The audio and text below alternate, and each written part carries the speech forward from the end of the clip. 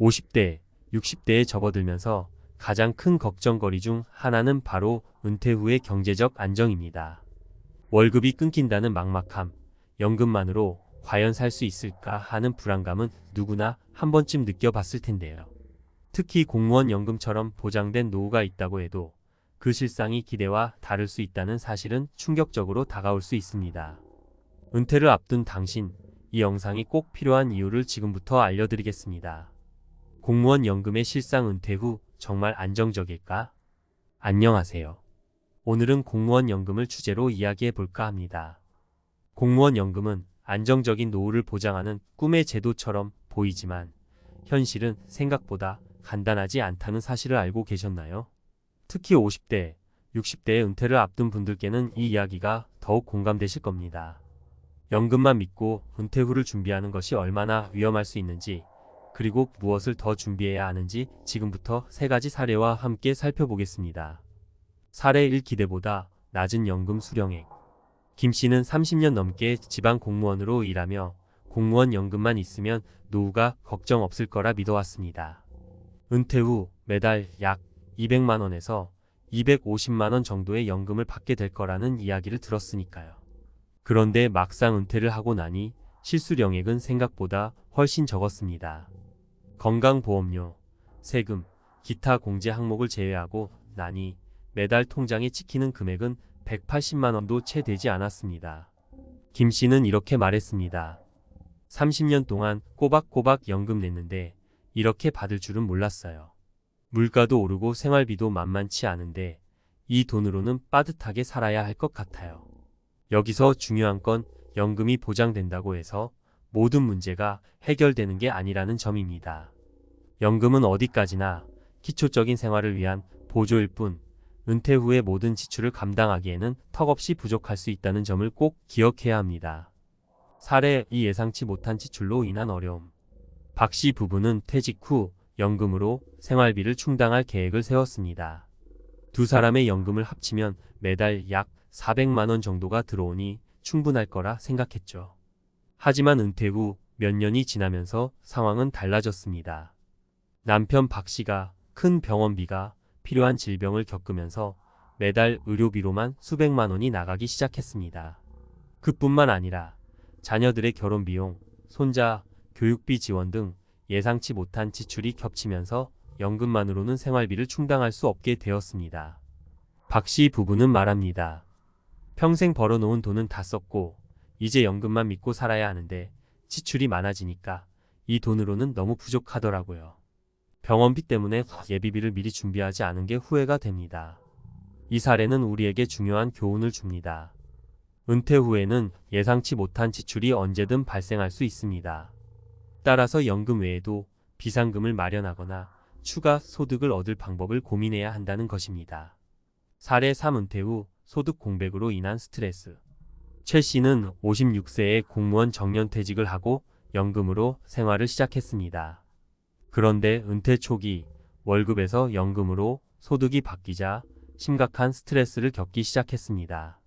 월급을 받을 때는 매달 넉넉한 금액으로 여유롭게 살 수 있었지만 연금만으로는 예전과 같은 소비를 유지하기 어려웠습니다. 결국 은퇴 후에도 일할 수밖에 없는 상황에 처했죠. 최 씨는 이렇게 고백했습니다. 은퇴 후 여유로운 삶을 기대했는데 연금만으로는 부족해서 결국 알바 자리라도 구해야 하더라고요. 은퇴하고도 계속 일해야 하는 현실이 답답했어요. 이 사례는 우리에게 또 하나의 중요한 메시지를 줍니다.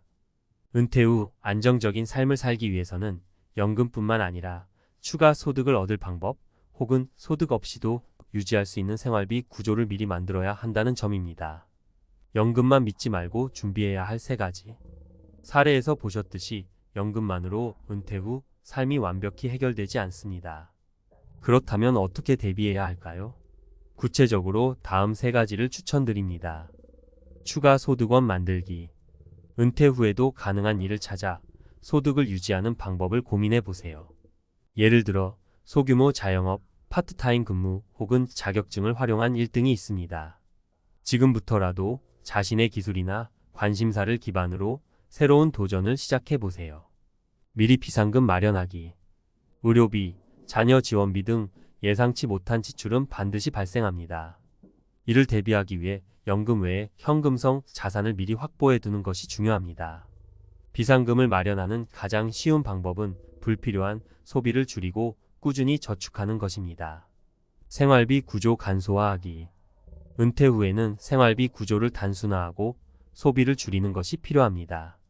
작은 집으로 이사하거나 불필요한 구독 서비스 해지, 절약형 라이프 스타일을 도입하면 연금의 한계를 보완할 수 있습니다. 마무리하며 50대와 60대의 은퇴를 앞둔 많은 분들께 공무원 연금은 든든한 지원처럼 보일 수 있습니다. 하지만 오늘 사례를 통해 보셨듯이 연금만으로는 예상치 못한 변수들을 감당하기 어렵습니다. 연금은 시작일 뿐 노후의 모든 문제를 해결해 주진 않습니다. 지금부터라도 추가 소득원, 비상금, 그리고 간소화된 생활비 구조를 마련하는 데 초점을 맞추세요. 이 세 가지가 당신의 은퇴 후 삶을 더욱 안정적으로 만들어줄 것입니다. 연금만 믿지 말고 스스로를 지킬 준비를 시작하세요. 전문가 칼럼 은퇴 후 연금만으로 살 수 있을까? 우리가 꼭 알아야 할 현실적인 전략. 안녕하세요. 오늘은 은퇴 후 연금에 의존하는 삶의 한계와 이를 극복하기 위한 전략에 대해 이야기를 나눠보겠습니다. 앞선 이야기에서 공무원 연금을 중심으로 현실적인 사례들을 살펴봤는데요. 오늘은 조금 더 깊이 들어가서 왜 연금만으로는 충분하지 않은지, 그리고 은퇴 후 안정적인 삶을 위해 반드시 준비해야 할 것들에 대해 전문가적인 관점에서 풀어보겠습니다. 은퇴 후 연금의 한계, 무엇이 문제인가? 우리가 흔히 연금을 든든한 노후 대비책이라고 생각하지만 현실적으로는 단순히 생활비 일부를 충당하는 수단에 불과합니다. 왜 그럴까요? 세 가지 주요 이유가 있습니다. 연금 소득의 감소. 연금은 월급과 비교해 소득이 줄어들 수밖에 없습니다. 은퇴 전에는 월급으로 넉넉히 생활하던 분들이 은퇴 후 연금만으로는 기존의 소비 패턴을 유지하기 어려운 경우가 많습니다. 예를 들어 은퇴 전 월 소득이 400만 원이었다면 은퇴 후 연금은 그 절반 혹은 6,070% 수준으로 줄어들게 되죠. 공제 항목들을 제외하면 실제 손에 쥐는 금액은 더 적습니다. 물가 상승과 생활비 증가. 오늘날 물가 상승률은 연금 인상률을 뛰어넘는 경우가 많습니다. 20년 전에 1,000원이면 살 수 있었던 물건이 이제는 2,000원 이상이 되는 경우를 생각해 보세요. 연금만으로는 이러한 물가 상승을 따라잡기 어렵습니다. 예상치 못한 의료비와 기타 지출. 은퇴 후 건강 문제는 누구에게나 닥칠 수 있는 변수입니다. 병원비는 물론 만성질환 관리비, 약값 등이 갑자기 늘어날 수 있죠. 또 자녀 결혼 비용, 손주 교육비 지원 등 예상치 못한 지출이 발생하면 연금만으로는 턱없이 부족해집니다. 사례로 보는 연금의 한계와 극복 방안.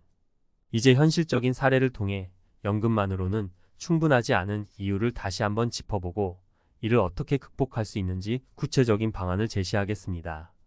사례 1. 은퇴 후 일자리를 구한 62세 정 씨. 정 씨는 30년간 공무원으로 일하며 매달 250만 원의 연금을 받게 됐습니다. 처음에는 이 돈이면 충분하겠다고 생각했지만 막상 은퇴 후 생활을 시작하니 예상보다 돈이 빠르게 줄어드는 걸 느꼈습니다.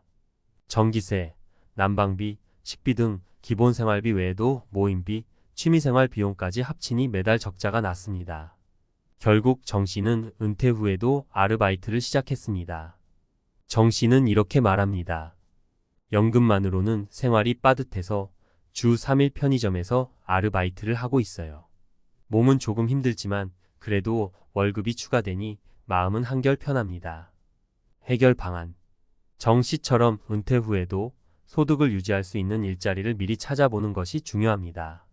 정년퇴직 전부터 자신의 전문성을 살릴 수 있는 자격증을 따거나 소규모 창업 등을 계획하면 은퇴 후 소득 공백을 줄일 수 있습니다. 사례 2. 비상금을 통해 위기를 넘긴 68세 김 씨. 김 씨 부부는 은퇴 후 연금으로 생활을 꾸려가다가 남편이 갑작스럽게 큰 수술을 받게 되면서 의료비가 크게 늘어났습니다. 다행히 김 씨는 평소 꾸준히 비상금을 저축해왔고 그 돈으로 병원비를 충당할 수 있었습니다. 김 씨는 말합니다. 비상금이 없었다면 정말 힘들었을 거예요.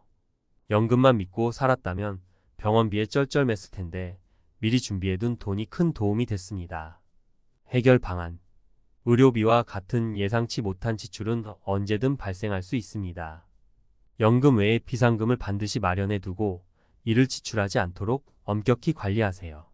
매달 소득의 일정 부분을 저축하거나 연금 외에 소득으로 저축할 금액을 확보하는 것이 필요합니다. 사례 3. 생활비를 간소화한 65세 박씨 부부. 박씨 부부는 은퇴 후 연금으로만 생활하다가 생활비가 부족해지자 과감히 생활비 구조를 간소화하기로 결정했습니다. 큰 아파트를 매각하고 전세로 이사했으며 자동차도 중고 경차로 바꿨습니다. 불필요한 구독 서비스와 사치성 소비도 줄였습니다. 박 씨는 말합니다. 처음에는 소비를 줄이는 게 힘들었지만 지금은 단순한 생활이 더 마음에 듭니다. 연금으로도 충분히 살 수 있다는 자신감이 생겼어요. 해결 방안. 소비 구조를 간소화하면 연금만으로도 충분히 생활할 수 있습니다. 큰 집, 고급 자동차, 불필요한 멤버십 서비스 등은 과감히 정리하고 기본적인 생활비로 삶을 유지하는 방향으로 전환하세요. 전문가의 조언. 연금만으로는 충분하지 않다. 연금은 은퇴 후 기본적인 생활비를 충당하는 데 도움을 줄 수 있지만 그 이상의 안정성을 보장하진 않습니다. 그렇다면 어떻게 준비해야 할까요? 다음의 3가지를 꼭 기억하세요. 은퇴 전부터 다각화된 소득원을 준비하라. 연금 외에 다양한 소득원을 준비하는 것은 필수입니다. 부업, 자산 투자, 소규모 창업 등 자신에게 맞는 소득원을 찾아보세요. 비상금과 저축을 반드시 확보하라. 연금 외에도 예상치 못한 지출에 대비할 비상금을 꼭 마련하세요. 이는 병원비, 자녀 지원비 등 다양한 상황에서 당신을 지켜줄 안전망이 됩니다. 단순하고 실속 있는 생활비 구조를 설계하라. 생활비를 간소화하면 연금의 한계를 극복할 수 있습니다. 소소한 행복을 느낄 수 있는 소비 패턴을 만들어 보세요. 필요 없는 사치를 줄이는 것만으로도 삶의 질은 충분히 높아질 수 있습니다. 마무리하며 연금은 우리의 노후를 위한 중요한 자산이지만 그것만으로는 안정적인 은퇴 후 삶을 보장할 수 없습니다. 지금부터라도 연금 외에 소득원 마련, 비상금 확보, 그리고 간소화된 생활비 구조 설계를 통해 당신의 노후를 보다 안정적이고 행복하게 만들어 보세요.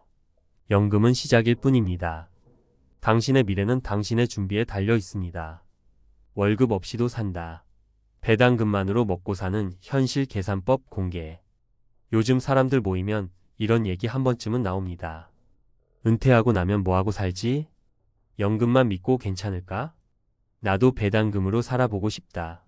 사실 누구나 한 번쯤 꿈꿉니다. 일 안 해도 매달 통장에 돈이 들어오고 그걸로 생활하면서 여유 있게 커피 한 잔, 산책, 취미생활까지. 그게 바로 배당금 은퇴죠. 파이어족 FIRE 퍼넨셜 인디펜던스, 리타이어 얼리 중에서도 배당파 FIRE족이란 말 요즘 부쩍 들리잖아요. 그런데 문제는 이거예요. 도대체 얼마나 있어야 배당금으로 먹고 살 수 있느냐? 이게 정말 궁금한 거죠. 오늘은 그걸 아주 현실적으로 풀어드릴게요. 숫자로, 사례로, 그리고 어떻게 접근해야 할지도요. 1. 배당금으로 먹고 살기 얼마나 필요한가? 먼저 핵심부터 정리하죠.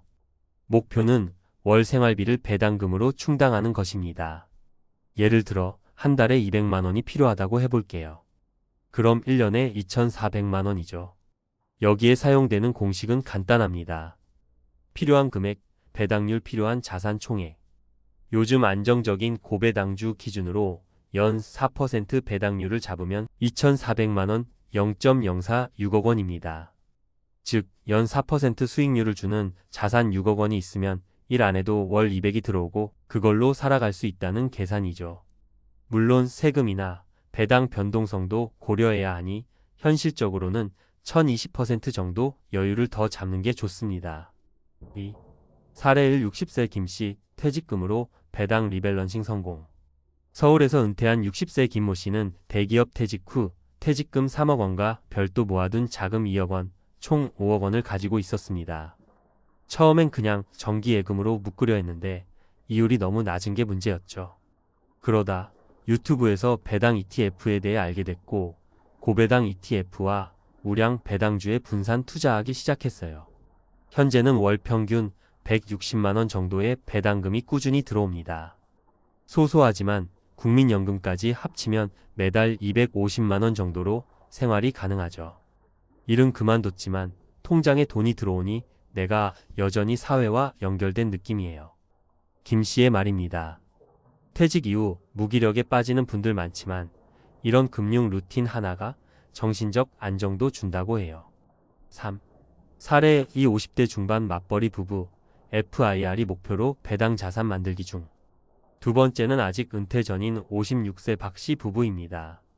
둘 다 직장 생활 중인데 은퇴 후 월 300으로 살기 위해 배당금 300만원 확보가 목표입니다. 그래서 이 부부는 매달 소득의 40% 이상을 고배당 ETF에 자동이체로 넣고 있어요. 지금까지 모은 배당 자산은 약 3억 5천만원, 연 배당금이 약 1,400만원 정도 되죠. 박 씨 부부는 계획을 이렇게 세웠습니다. 2028년 은퇴, 자산 목표 7억 원, 연 배당 3% 이상으로 계산해 월 300만원 확보. 돈이 아니라 자유를 사는 중입니다. 이 부부의 철학이 인상 깊었습니다. 물가 상승도 고려해 해외 ETF, 달러 자산도 일부 편입 중이죠. 4. 사례 3, 45세 1인 가구, 소액부터 배당 투자 시작한 실제 경험. 세 번째는 좀 더 소박하지만 현실적인 이야기예요. 45세 1인 가구 정모 씨는 월급의 일부 매달 5만 100만원 정도를 배당주에 투자하고 있어요. 지금까지 모은 금액은 8천만원 정도. 작은 돈이지만 매달 2,530만원 정도 배당이 들어와요. 처음엔 커피값이더니 지금은 공과금이 배당으로 해결되죠. 정 씨는 조기 은퇴보다는 노후 대비로 배당을 선택했습니다. 어차피 국민연금으로는 부족할 걸 알기에 배당은 내 노후연금이다 라는 생각으로 꾸준히 모으고 있어요. 5. 배당금 은퇴를 위한 현실 전략. 그럼 나도 시작하고 싶다. 어디서부터 해야 할까요? 1. 생활비 계산부터 시작하기. 은퇴 후 매달 얼마가 필요한지 계산하세요. 고정비, 유동비를 구분해서 적어보면 답이 나옵니다. 2. 목표 수익률에 맞춘 자산 목표 세우기. 연 35% 배당률 기준으로 자산을 계산해 보세요. 월 150만원 연 1800만원 0.04 4억 5천만원. 3. 꾸준한 배당 재투자. 배당금은 초반엔 쓰지 말고 재투자하세요. 복리 효과가 쌓이면 훨씬 빠르게 목표에 도달합니다. 4. 세금 배당 변동성 고려하기. 국내 배당 소득세는 15.4%입니다. 분산 투자와 세후 수익률까지 고려해야 합니다. 6. 마무리하며 결국 중요한 건 지속 가능성. 배당금으로 먹고 사는 삶 가능하냐고요? 네, 가능해요. 단 현실적인 계획과 인내가 필요하죠. 무턱대고 배당금으로 살아야지라는 생각보단 내 생활비는 얼마인지, 어떤 종목이든 꾸준히 배당을 주는지, 시장이 흔들려도 버틸 수 있는지 이걸 하나하나 따져보는 게 중요합니다. 그리고 잊지 마세요. 배당금이란 건 돈이 나 대신 일해주는 구조입니다. 지금은 내가 일하지만 언젠간 돈이 일하도록 만드는 것. 그게 바로 배당금 은퇴의 본질입니다. 7. 지금 시작해도 늦지 않았다. 나이에 따른 전략. 배당금 은퇴 2030대만의 전유물 같지만 절대 그렇지 않습니다. 지금 50대, 60대라도 어떻게 접근하느냐에 따라 가능성은 충분해요. 당신의 자산 규모, 소비 습관, 그리고 은퇴 시점에 따라 전략을 달리 가져가면 됩니다. 50대 이상이라면 한 번의 목돈 투자보다 분할 매수 전략이 중요.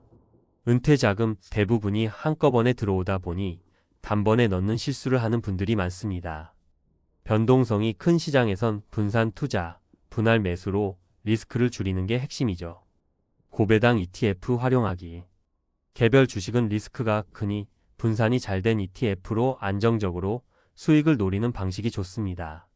KBSTAR 고배당, 타이거 미국 배당귀족, SCHD 등. 국민연금 배당금 조합. 국민연금으로 기본 생활비를 커버하고 배당금은 보너스 개념으로 활용하면 훨씬 심리적으로 안정됩니다. 8. 배당금 은퇴의 장점과 단점. 어떤 방식이든 선택에는 늘 빛과 그림자가 있습니다. 배당금 생활도 마찬가지죠. 장점. 일하지 않아도 현금이 생긴다. 말 그대로 잠자는 동안에도 돈이 들어오는 구조. 이게 최대 매력이죠. 노후 생활의 심리적 안정. 매달 통장에 돈이 들어오는 게 불안함을 크게 줄여줍니다. 국민연금 외 수입원이 있다는 게 삶의 여유를 만듭니다. 자산이 소모되지 않는다. 원금은 그대로 두고 이자만 사용하는 방식이라 죽을 때까지 쓸 수 있는 돈이 됩니다. 단점. 초기 자산이 필요하다. 월 200만 원을 받기 위해선 6억 가까이 필요하다는 현실. 결코 쉬운 금액은 아닙니다. 시장 변동성의 취약. 배당이 줄거나 주가가 하락할 경우 자산 가치가 손실될 수 있죠. 장기적 관점에서 버티는 힘이 필요합니다. 세금과 물가 상승 고려 필요. 세후 수익률, 그리고 해마다 오르는 물가에 대응하려면 단순 계산으론 부족합니다. 9. 배당금 은퇴 준비 시 흔히 하는 실수 3가지. 단기 시세 차익을 노린다. 배당금보다 주가 상승을 기대하다 보면 원래 목적에서 벗어납니다. 배당금 은퇴의 핵심은 현금 흐름입니다. 소문만 듣고 특정 종목에 몰빵한다. 이 종목 배당 좋다더라는 말에 휘둘려 투자하면 그 종목이 배당 중단하거나 폭락했을 때 심리적 타격이 큽니다. 반드시 여러 종목, 여러 산업군으로 분산 투자해야 합니다. 배당금 쓰기에 급급해 재투자를 안 한다. 특히 초반에는 배당금을 다시 투자해 복리 효과를 누려야 합니다. 쓰는 건 나중에도 늦지 않아요. 10. 결론. 배당금은 미래의 자유를 사는 돈. 지금 1,000만 원을 저축하든 매달 20만 원을 ETF에 투자하든 그건 결국 미래의 내가 편하게 살기 위한 자유자산을 사는 겁니다. 혹시 지금 난 가진 돈이 얼마 없는데 이제 시작해도 너무 늦은 거 아냐? 이런 생각이 드시나요? 그렇지 않아요. 정말로. 작게 시작하더라도 꾸준히 방향만 제대로 잡으면 남들보다 더 자유로운 은퇴 가능성 충분합니다. 돈이 일하게 하세요. 지금까지는 당신이 돈을 위해 일했다면 앞으로는 돈이 당신을 위해 일하게 만들 시간입니다. 60세 여성 약사. 약국 폐업 후 거리에서 붕어빵 장사 시작한 사연. 나도 한때 잘 나갔어요. 약국 차리고 매달 괜찮은 수익 나고 명절 때마다 조카들 용돈 챙겨주던 그 시절엔 몰랐죠. 내가 이렇게 길바닥에서 붕어빵 팔게 될 줄은. 이 말 남의 얘기처럼 들리시나요? 하지만 요즘 은퇴자들, 특히 50대 후반에서 60대 초반 분들 사이에선 절대로 남 얘기만은 아닙니다. 우리는 전문직은 은퇴 걱정 안 해도 된다. 약사니까 평생 먹고 살 수 있겠다는 말을 너무 쉽게 하곤 합니다. 그런데 현실은요. 직업보다 중요한 게 은퇴 준비의 깊이라는 걸 몸소 느끼는 분들이 많아지고 있어요. 은퇴는 일의 끝이 아니라 삶의 구조가 무너지는 시작일 수 있다. 60세 여성 약사 어지. 30년 가까이 약국을 운영하셨고 동네에서도 성실하고 친절하단 소문 덕에 단골도 꽤 많았습니다. 그런데 문제는 대형 프랜차이즈 약국들이 줄줄이 들어서고 주변 병원이 폐업하면서 유동인구가 급감했다는 점이었죠. 결국 매출은 반토막, 임대료는 그대로, 인건비는 계속 오르고 이젠 그만해야겠다는 말이 자연스럽게 나왔고 약국 문을 닫고 나니 갑자기 아무 수입도 없는 백수가 된 겁니다. 연금요? 국민연금 수령은 아직 몇 년 남았고 사적연금도 제대로 가입한 게 없었어요. 그동안은 약국 수입으로 충분했으니까요. 그래서 선택한 게 붕어빵 장사였습니다. 어차피 집에 앉아 있어도 우울하고 불안한데 차라리 몸을 움직이자는 마음으로요. 그녀의 이야기는 우리 모두의 내일이 될 수 있습니다. 왜 이런 일이 생기는 걸까요? 은퇴 준비를 재정만으로 생각하기 때문입니다. 많은 사람들이 얼마 모았느냐만 중요하다고 생각하죠. 그런데 문제는 모아둔 돈이 언제까지 쓸 수 있을지 아무도 모른다는 점이에요. 특히 자영업을 하던 분들은 퇴직금 개념도 없고 가게 정리하고 나면 그게 곧 은퇴이자 생계 절단입니다. 직업이 곧 나라고 믿어왔기 때문입니다. 이래서 모든 정체성을 느끼던 분들은 일이 없어지면 나도 사라진 것처럼 느껴져요. 그렇게 우울감이 깊어지고 은퇴 후 삶이 무너지는 거죠. 은퇴 후 일상의 구조를 미리 그려보지 않았기 때문입니다. 퇴직 후 뭘 하고 싶은지, 어느 정도 일할 건지, 어디서 누구와 살 건지. 이런 구체적인 그림이 없이 그냥 은퇴하면 좀 쉬자로 끝내면 현실은 곧 막막함으로 다가옵니다. 사례 1. 58세 남성, 대기업 팀장 퇴직 후 콜센터 입사. 김 부장은 대기업에서 30년 넘게 일했습니다. 퇴직 후 자산도 어느 정도 있고 퇴직금도 받았지만 가장 큰 문제는 하루 종일 아무것도 안 하는 삶이 너무 버거웠다는 것이에요. 처음엔 골프도 치고 여행도 다녔지만 몇 달 지나자 공허함이 밀려왔고 우울증 초기 진단까지 받았죠. 결국 그는 콜센터에 계약직으로 들어갔습니다. 돈이 중요한 게 아니었어요. 내가 사회에 필요한 사람이라는 감각이 절실했던 거죠. 이 사례는 은퇴 후의 삶을 돈보다 역할과 목적 중심으로 설계해야 한다는 걸 보여줍니다. 사례 2. 60세 여성, 보험 설계사 퇴직 후 1인 브런치 카페 창업. 이분은 20년 넘게 보험업계에서 일했고 꾸준한 실적도 올려서 월 수입이 평균 500만 원 정도였습니다. 하지만 정년이 없는 듯 보였던 보험업계에서도 나이 62 넘자 자연스럽게 눈치채지기 시작됐어요. 이후 자신이 가장 좋아하던 커피와 베이킹을 접목해 작지만 아늑한 브런치 카페를 열었습니다. 처음엔 적자였지만 지역 맘카페와 SNS를 적극 활용하면서 입소문을 타기 시작했고 지금은 월 300만 원 수익의 삶의 만족도는 이전보다 훨씬 높다고 합니다. 그녀는 말합니다. 보험을 팔던 손이 이제는 커피를 내리고 손님을 맞이해요. 삶이 다시 살아나는 느낌이에요. 사례 3. 62세 전직 교사, 은퇴 후 반려동물 돌봄 서비스 창업. 교육계에서 명예퇴직한 전직 교사 박 선생님. 은퇴 후엔 그냥 쉬려고 했는데 시간이 지나니 생각보다 돈도 빨리 줄고 무료함에 견딜 수 없었다고 해요. 그러던 중 우연히 반려견 산책 대행 서비스라는 걸 알게 됐고 자신도 워낙 동물을 좋아해서 시도해 봤습니다.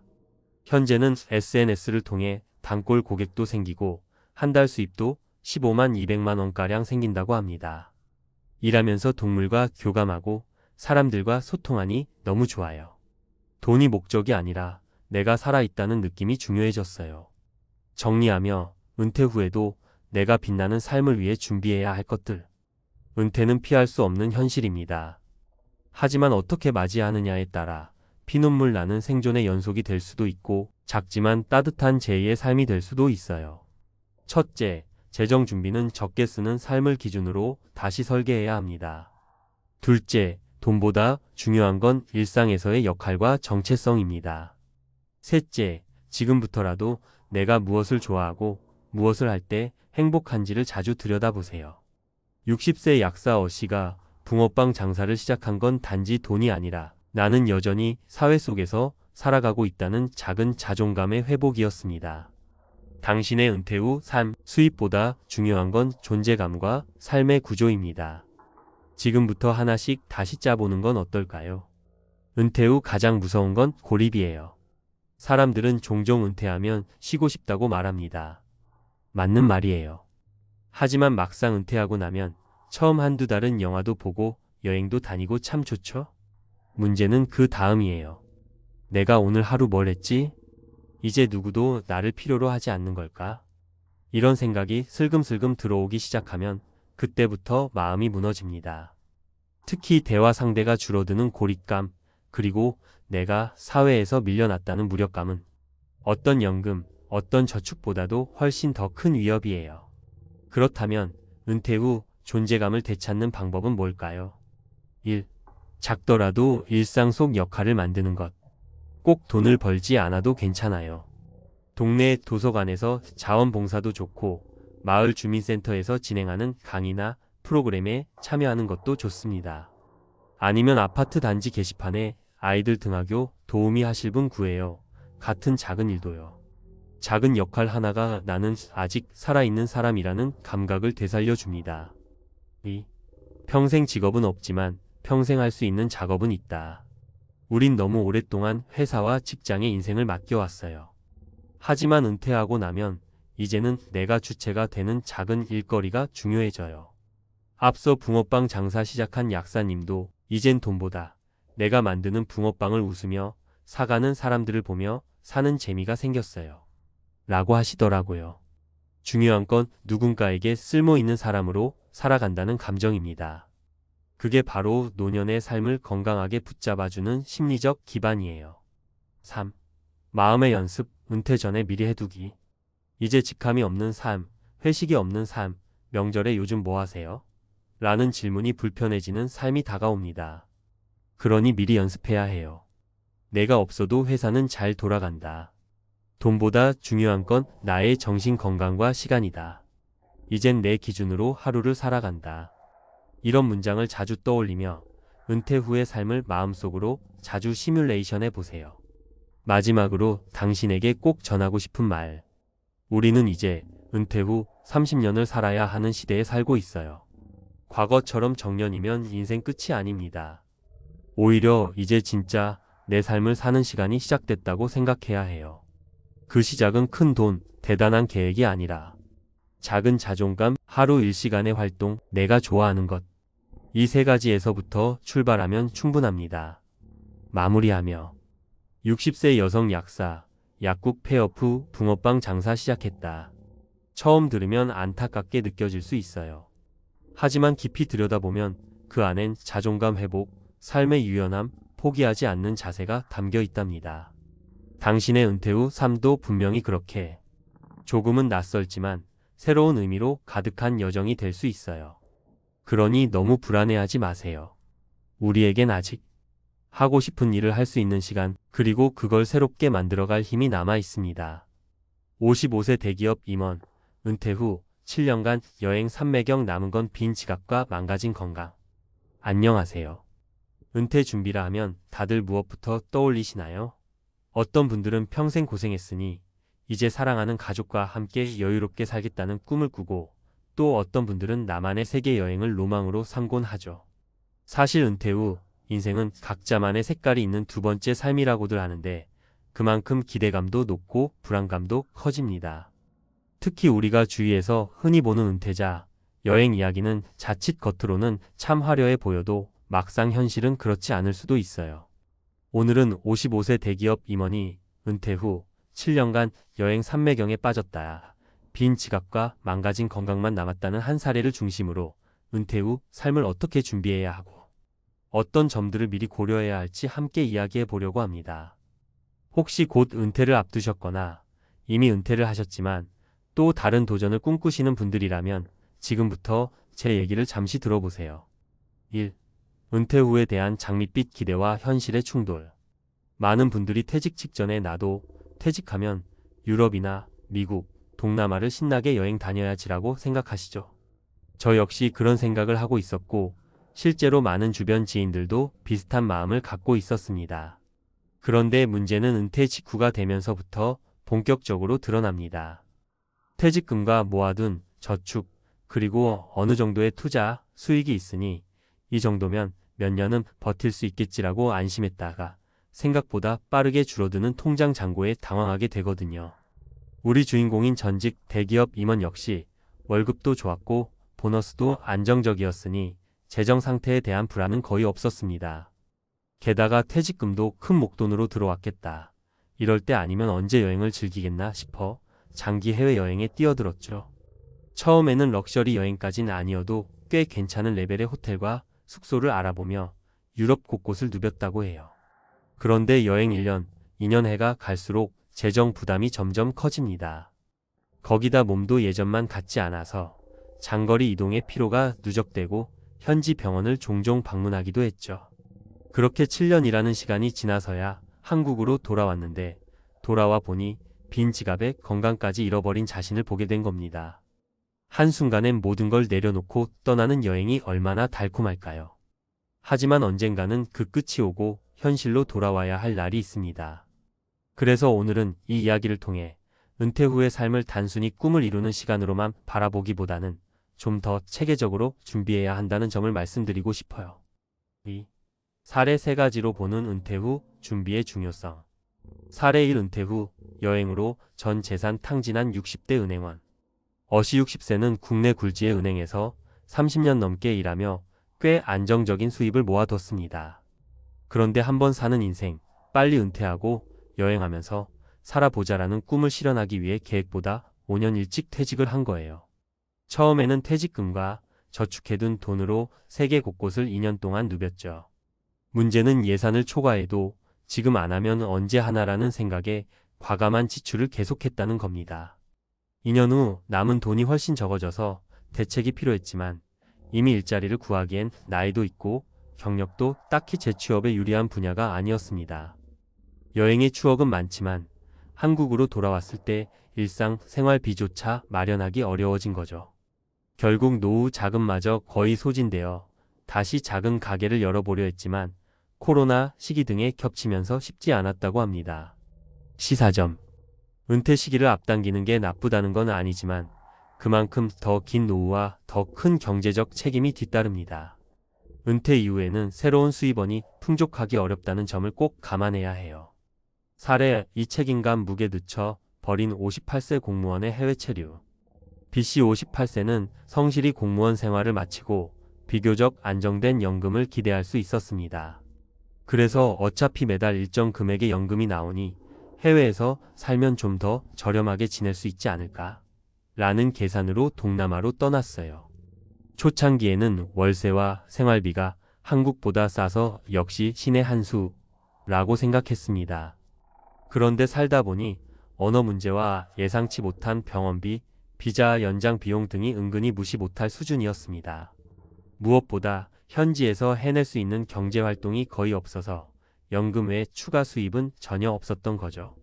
결국 1년 정도가 지나자 정신적으로도 지치고 경제적으로도 점점 쪼들리기 시작했습니다.